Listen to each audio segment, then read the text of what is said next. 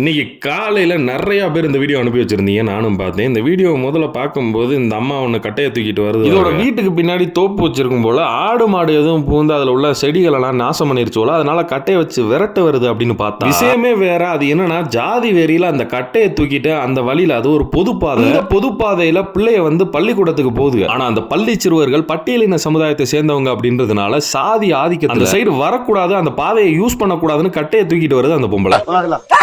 இங்க போடா, இங்க போடா. ஐயா சோடா.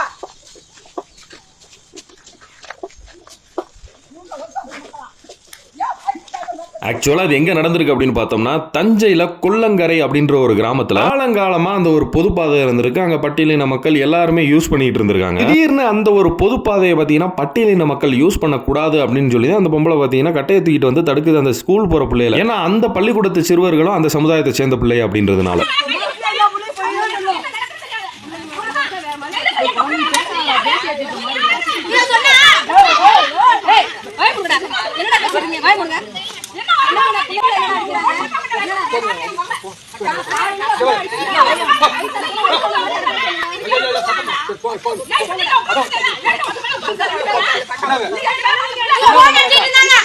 ஜாதி இந்த மாதிரி விஷயங்கள் வந்து அதை வந்து கதையை எடுத்து சொல்லி அது இன்னைக்கு இல்லன்னு தெரிஞ்சு அதை 80s 90s செட் பண்ணி படம் பண்றது வந்து அதுல எனக்கு அவ்வளவு உடன்பாடு. இந்த மாதிரி மலுமட்டித்தனமா யதார்த்தம் என்னன்னு தெரியாம இப்பெல்லாம் யாருங்க ஜாதி பாக்குறான்னு சொல்லி தர ஒரு கூட்டம் இருக்காங்க. இல்ல இந்த வீடியோ மூஞ்சி கிட்ட வச்சு தூக்கி காட்டுங்க. அதுக்கப்புறம் அதை விட முக்கியமா இந்த ஜாதி ஆதிக்க கூட்டம் இருக்குல்ல, இந்த கூட்டத்து மேல அரசாங்கம் நடவடிக்கை எடுக்கிற வர அந்த வீடியோ சார். இதுல மண்டையை குடஞ்சிக்கிட்டே இருக்கிறது என்னன்னா, அந்த கம்பை எடுத்துட்டு சாதி வெறியில கத்திட்டு வந்துச்சுல அந்த அம்மாவுக்கு வந்து ஒரு 75ல இருந்து 80 வயசு இருக்கு. பள்ளிக்கூடத்துக்கு போற பிள்ளைய அந்த சாதி வெறி என்னதே எவ்வளவு ஜாதி வெறியா இருந்தாலும் பள்ளிக்கூடத்துக்கு தானே அந்த பிள்ளைய போகுது அந்த பாதையை பயன்படுத்தி. இதுல கூட உன் ஜாதி வெறி வந்து உன்னை கட்டையை தூக்கிட்டு வர வைக்குதுன்னா எந்த அளவுக்கு ஒரு மலுமட்டியா நீங்க வளர்ந்துருப்பீங்க. அதாவது ஒரு ஜாதி வெறின்ற குட்டைக்கு பக்கத்துல வளர்ந்த ஒரு மரத்துல இருந்து பட்டு விழுந்த ஒரு கட்டை, குட்டையில இருக்க ஜாதி வெறின்ற தண்ணிக்குள்ள பல காலமா ஊறி போன அந்த கட்டை உப்பி போய் கிடக்கும். அது மாதிரி இந்த சாதி வெறியர்கள் உடம்பு பூரா அந்த சாதி வெறி ஊறி உப்பி போய் கிடக்கும். புரியவே புரியாத அவ்வளவுதான்டா.